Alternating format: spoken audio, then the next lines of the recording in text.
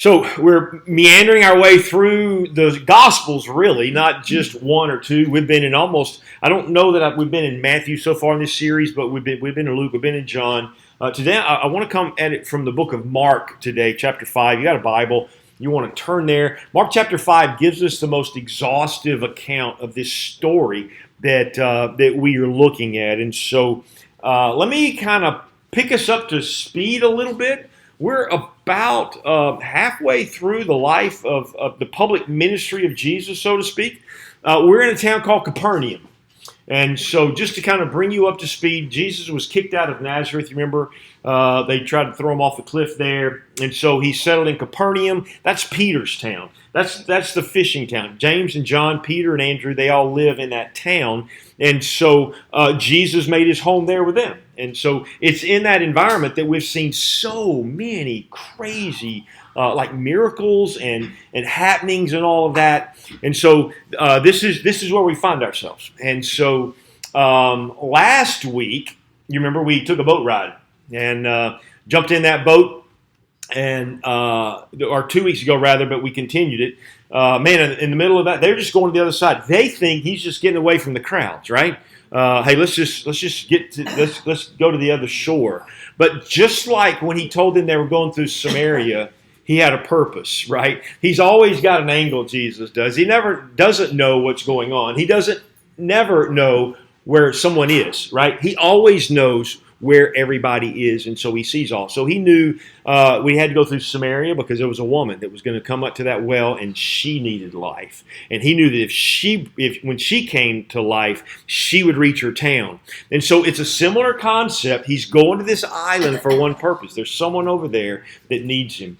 And when they embrace freedom and the truth, they will unleash the gospel in that area. And that was the assignment that he had. And so this is where we are. Remember, we're in the boat, everything's cool, and then a storm comes up, which was not unusual in that place. But this one, man, the waves are crashing over, and there's all that crazy stuff going on. There's not just one boat. It's not just Jesus and his disciples in a boat. It's a little flotilla. There are other boats with them. That's what the scriptures say. And so the storm comes up.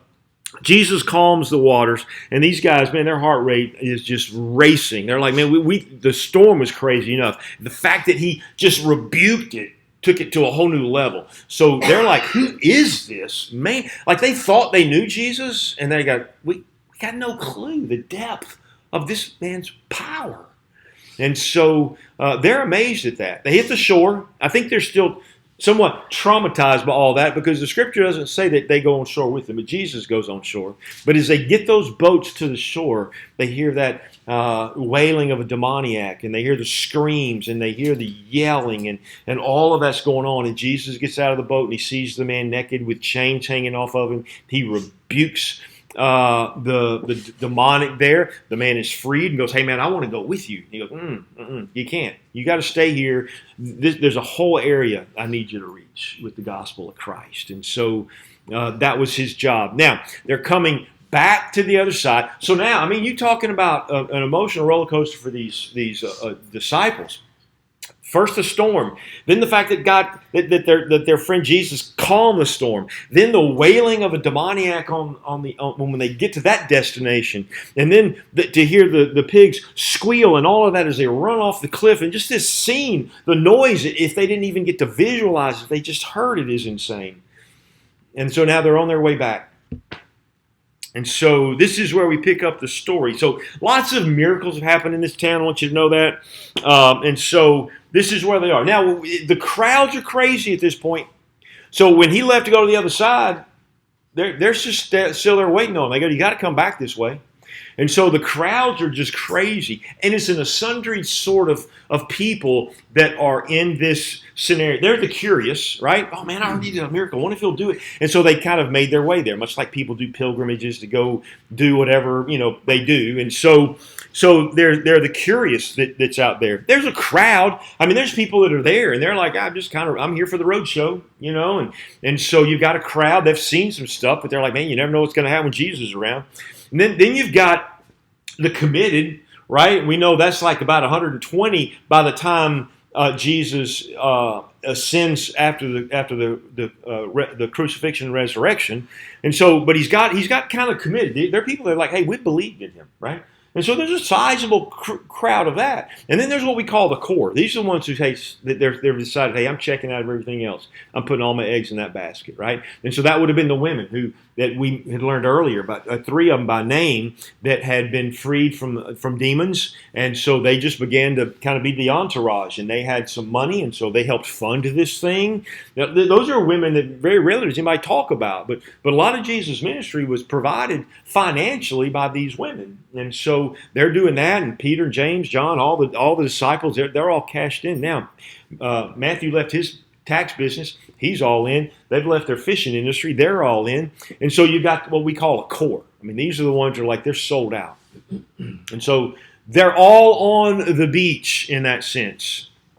And so let's just kind of pick up the story. We're in Mark chapter 5, and it says when Jesus, verse 21. Everybody there? Matthew. I'm sorry, I keep saying Matthew. Mark 5:21. When Jesus had again crossed over by boat to the other side of the lake, a large crowd gathered around him while he was by the lake. So they see him coming, right? And so they're like, hey, there's the boat, you know. And so, man, they're all on the shore. They're kind of excited to see what's going on, what happened, what stories they're going to tell. And so that's what's going on. Now, on the shore is one man named Jairus. Now, let's just kind of talk about him for a minute before we read ahead. But Jairus was a synagogue leader.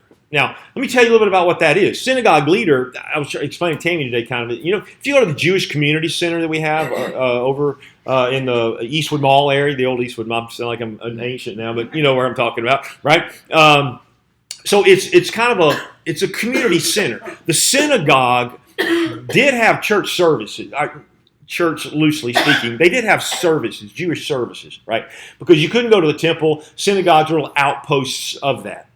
And so they were nice little features. You would go there for everything. You would go there to learn things. You would go there for whatever activities, you know, weddings and other things. They would be in those places. And so it was kind of a daily thing. People were in and out of there. Well, Jairus is the synagogue leader. So that means he's in charge of scheduling who's going to speak on the Sabbath, and anybody wants a party, you know, you kind of got to go through him. He's that kind of guy, right? So he schedules things, he oversees things. He's rubbing shoulders with all the Pharisees. Now, we don't know where that puts him. It doesn't necessarily mean he is a Pharisee. Some of the synagogue leaders were. But Jairus is a ruler of the synagogue, which means there's got to be a touch of hesitancy about interacting really close with Jesus because of whatever kind of brouhaha he would create with those who kind of pay his check, so to speak. And so this is kind of where he is. But he lives at Capernaum. He's heard these stories, right? He's seen the deeds of Jesus. He saw this. He heard the centurion's servant's child was healed. I mean, the servant was healed just by speaking a word. Jesus didn't even have to go there, right? They knew Peter's mother-in-law, that she was near death and she was healed. They remember the story of the house with the opened roof because they dropped the guy down. All these stories are going through his head. The demoniacs, the one that crossed on the shore wasn't the first one. Remember, there were several. There were some that came to Peter's house, and Jesus began to heal them from inside of there. And so you've got all of those. He saw Matthew, this man that everybody loves to hate, all of a sudden give up that whole thing and follow Jesus. So he sees this transformation. He's like, wow, this town is changing. Then he heard the story of the catch of fish. A fisherman's going to tell their stories, right? There was nobody in that town that didn't know about the fish and how they jumped into that boat and weighed both boats down, and so that whole fishing enterprise was a little freaked out. And so he's seen all that. He's heard the stories. And he's got a 12-year-old little girl who's dying.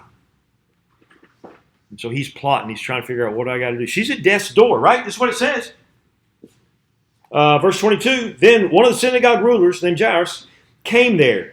Seeing Jesus, he fell at his feet and pleaded earnestly with him, my little daughter is dying.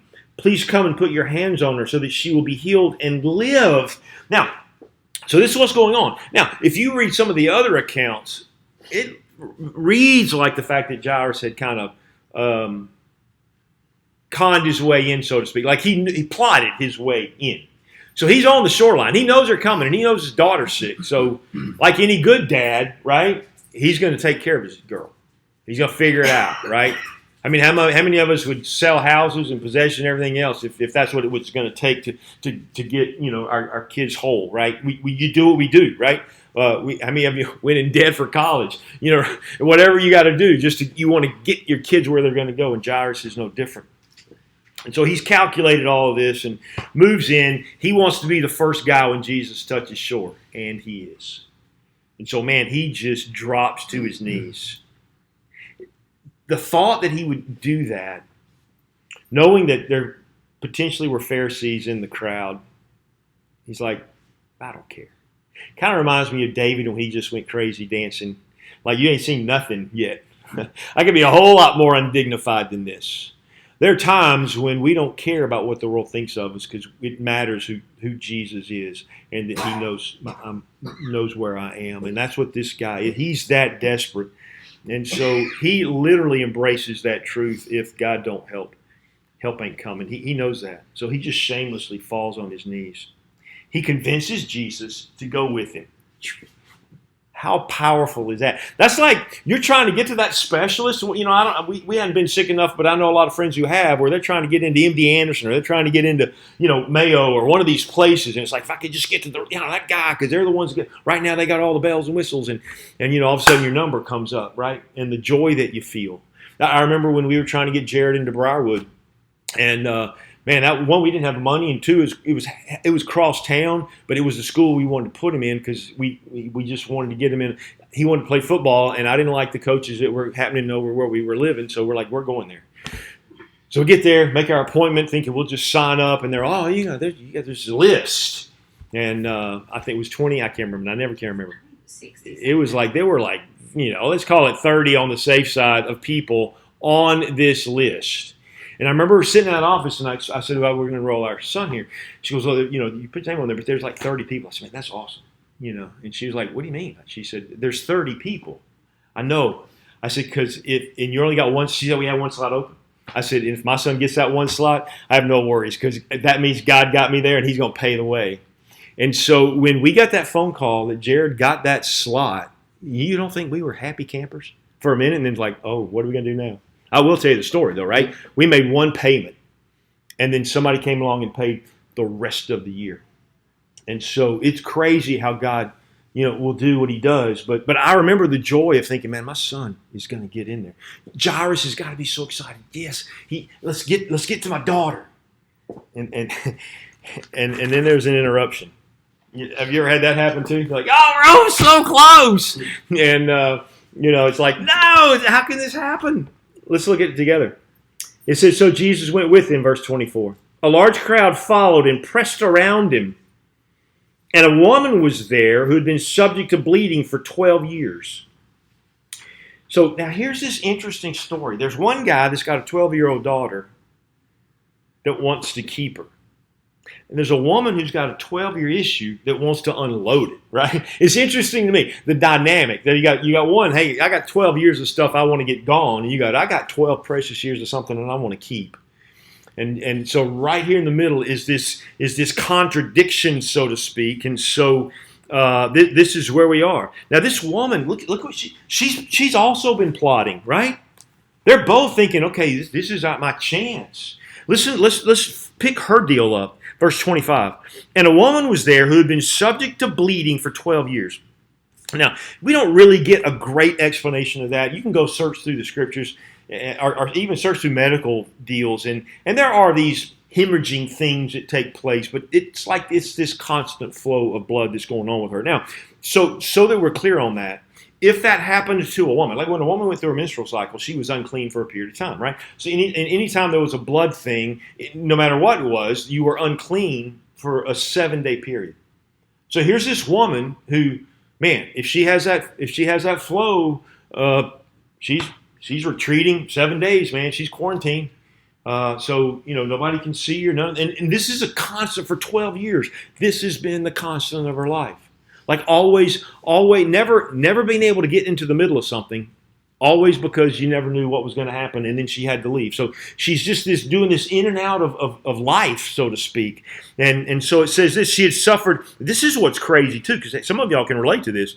She had suffered a great deal under the care of many doctors, right? How many times have we done that? You're just chasing doctors, and you're just hopping you around. Tammy's sister's been kind of going through that, just with what was going on with her cancer-wise. And I've seen a lot of people, man, they're just bouncing around. And listen, you can identify with this too. And she had spent all she had, right?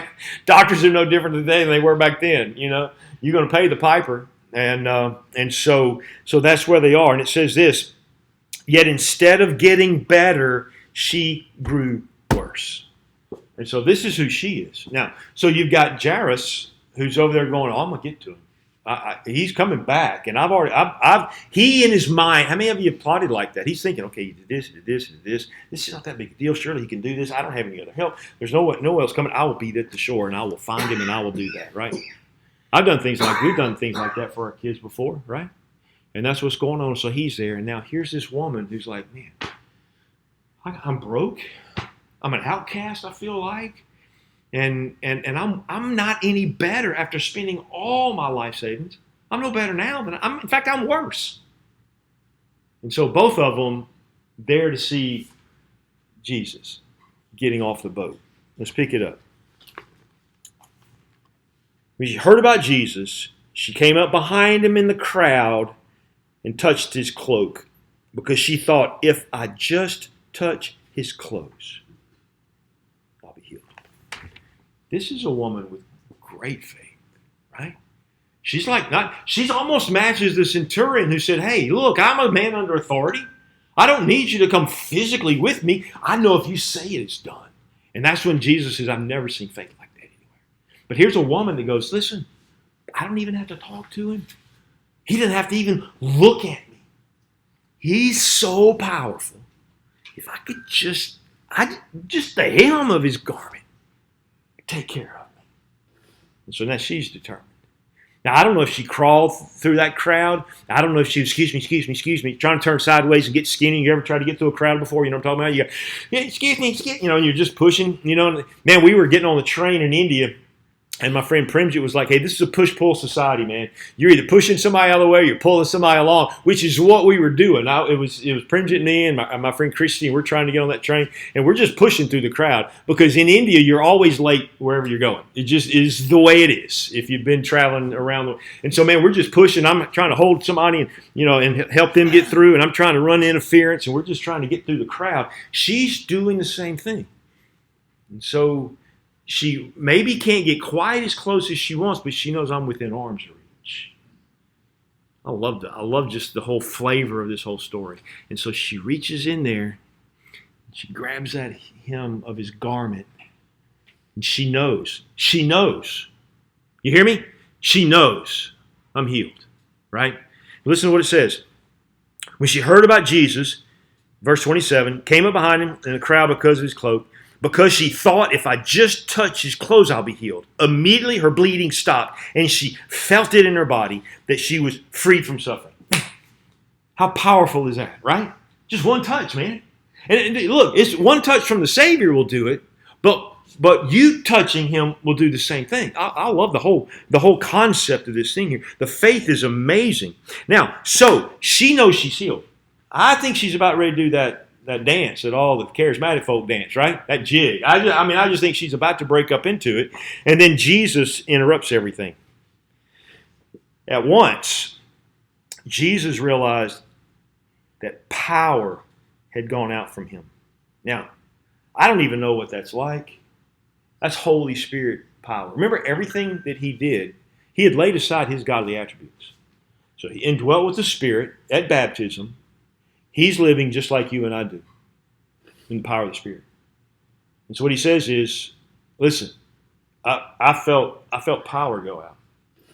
Now, honestly, I'll tell you this. There are times I'm preaching, and I'm like, that ain't me. And I'll say something, I'll go, that's good, right? That's not an arrogance thing. That's like, wow, where did that come from, right? And so you've probably done the same thing. You're trying to help somebody and you're counseling somebody. You're doing whatever you're doing, and you start saying things. You go, wow, that's good.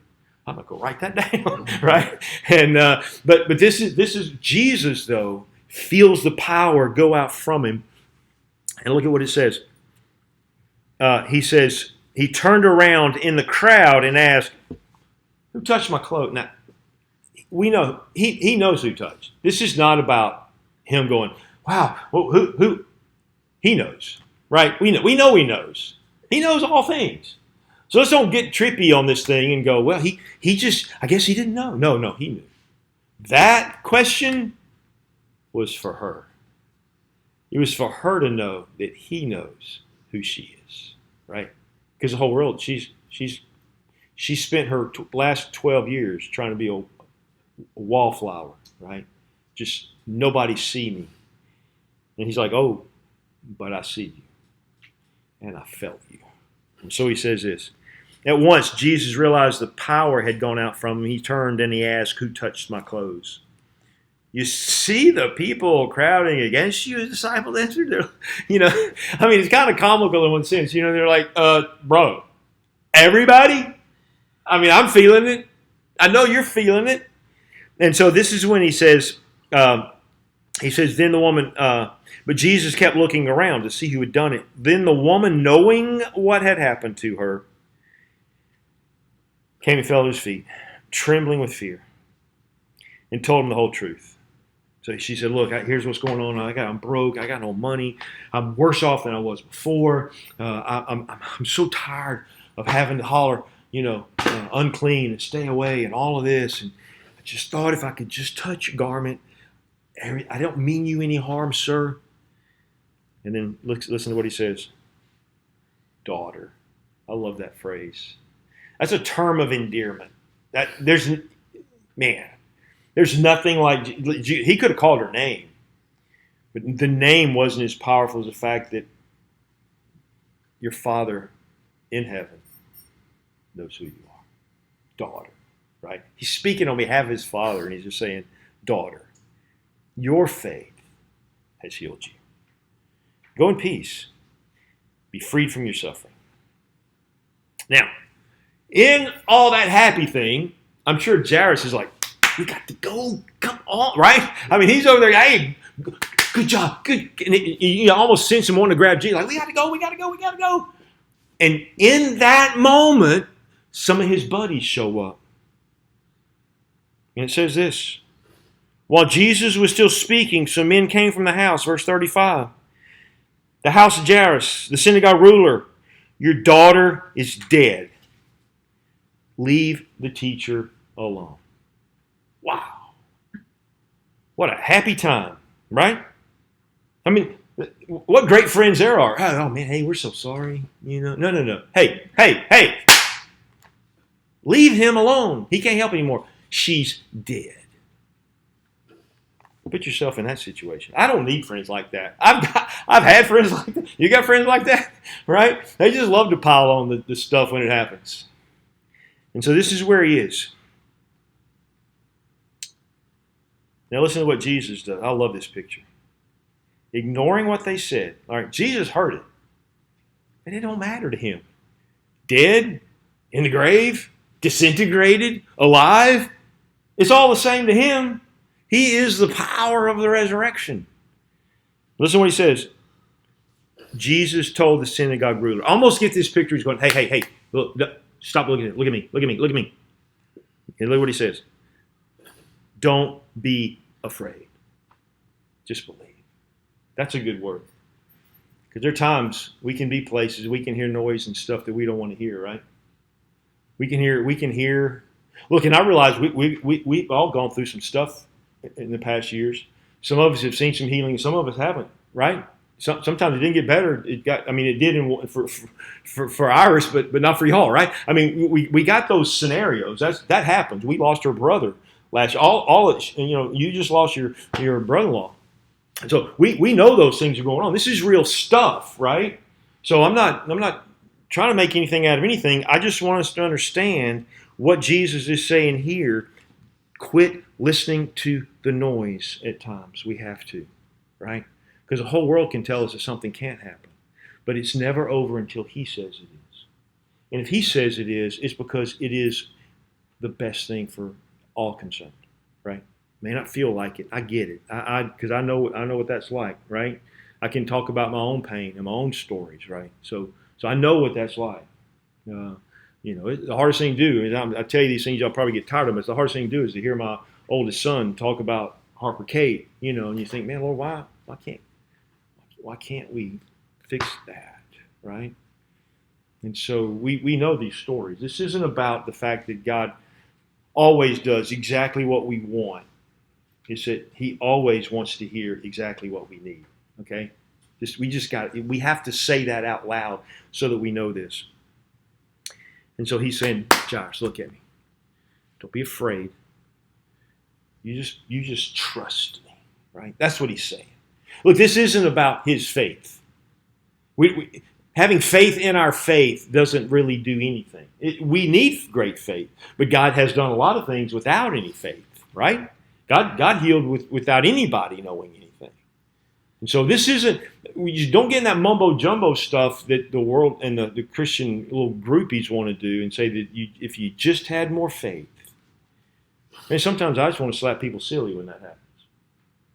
I remember, I'm not sure if I was in the spirit or in the flesh, but I had a woman tell me that if we only believed, Harper Cade could be healed.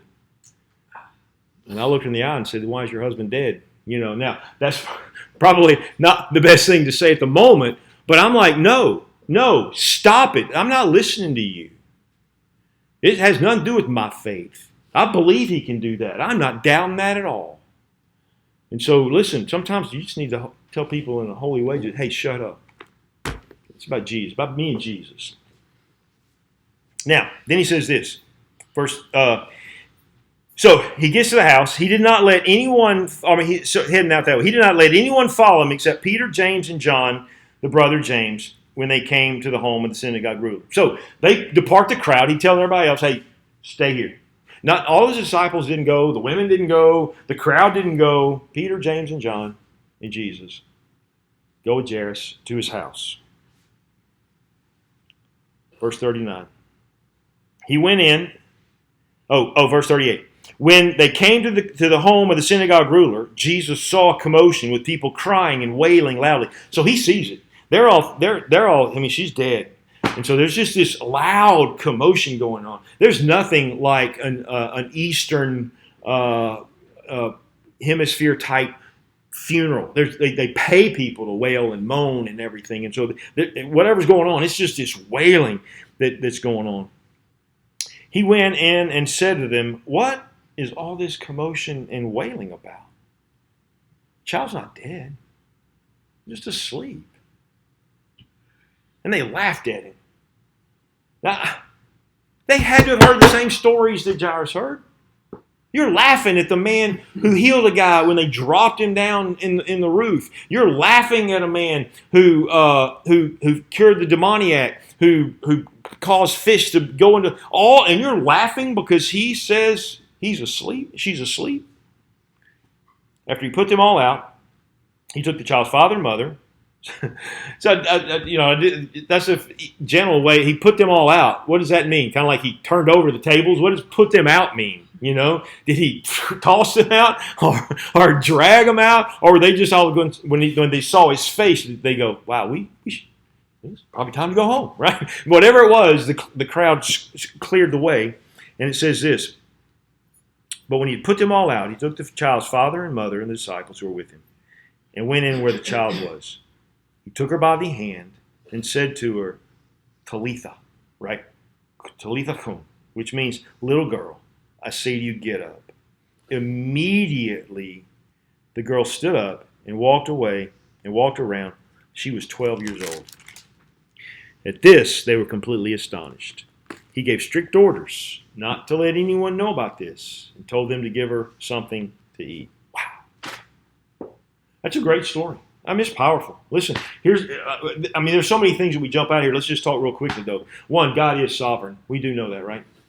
When He speaks, there's none who can reverse it, right? God is sovereign, which is why He's the only hope we have. It's also true that sometimes He calms the storm. Sometimes He calms us and lets the storm rage on, I think is how it's said, right? We know He does that. Sometimes he spares us from the fire, and sometimes he's with us in the midst of the fire. Right? So everything doesn't always turn out rosy, but we do know this: God is sovereign. That's a scary thought if we didn't also know that God is good, right? A sovereign tyrant would be horrible. But that's not what he is. God is sovereign and God is good. And God is able.